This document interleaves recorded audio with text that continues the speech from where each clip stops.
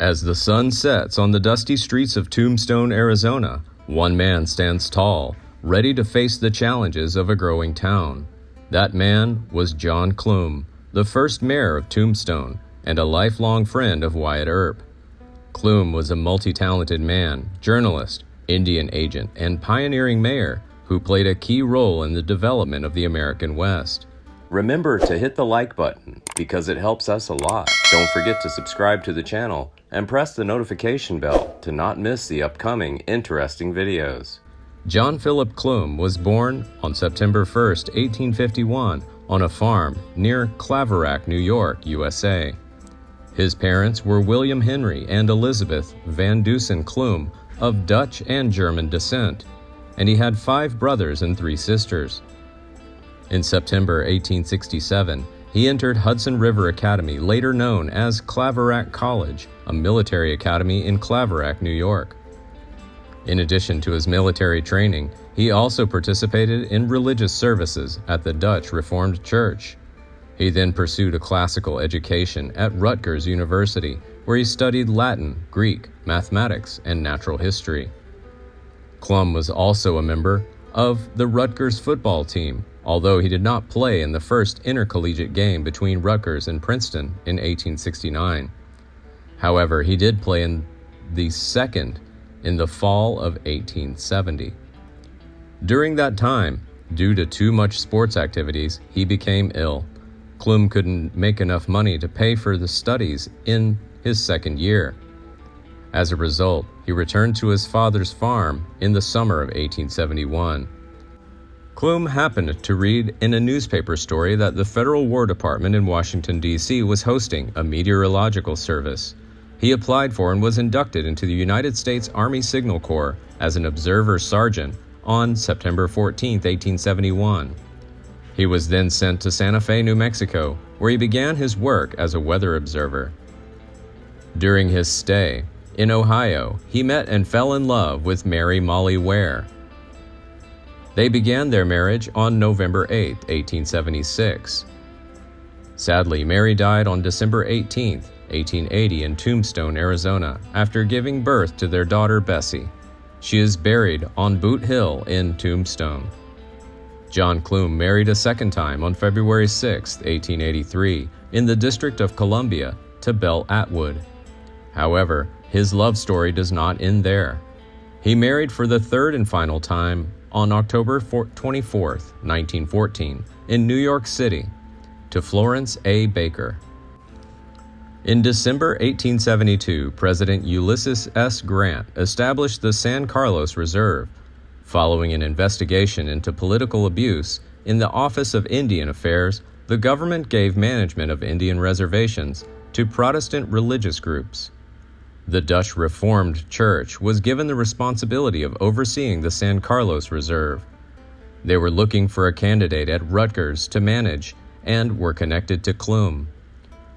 John Clum knows that several Indian agents have come and gone. Many agents use their position to earn money for themselves, stealing government-supplied food and clothing and withholding profits.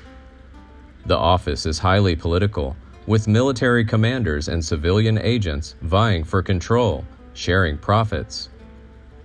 As a result, the Apaches, who were supposed to be well-fed and housed, often endured difficult lives. In some cases, soldiers and their commanding officers even tortured or killed Indians for fun. Despite these challenges, Clum accepted the position of Indian agent for the San Carlos Apache Indian Reservation in Arizona on February 26, 1874. On April 21, 1877, Clum successfully captured the legendary leader Geronimo. After that, Clum was faced with superiors who completely disagreed with his methods, his authority being diminished by the administration of the Indian Bureau. With the military constantly exerting pressure, Clum was extremely frustrated. In the end, Clum decided to leave his position as agent of Indians on July 1, 1877. His successor freed Geronimo and his men, causing 15 years of bloodshed and Indian wars. It was not until Geronimo was recaptured by General Miles on September 4, 1886, finally, ending the Indian War. Throughout his life, Clum believed that his work among the Apaches was the finest and noblest work he had ever done. In 1877, Clum moved to Tombstone, Arizona, and he also founded the Tombstone Epitaph on May 1, 1880. He quickly became involved in community activism, organizing the Anti-Chinese League and a vigilance committee to end lawlessness in Tombstone. Through his work with these groups, he was elected the first mayor of Tombstone under the new city charter of 1881. As mayor, he forged a close relationship with Wyatt Earp and became one of his most loyal supporters. However, tragedy struck when Mary, Clum's wife, gave birth to their daughter Elizabeth, also known as Bessie, in December 1880. Just a few days later, Mary died. Elizabeth also fell ill and died the following summer.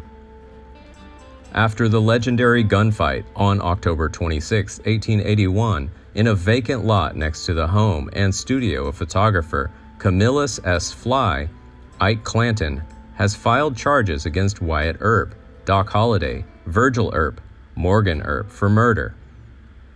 After a month-long preliminary hearing, Peace Judge Wells Spicer ruled the men had acted within the bounds of the law.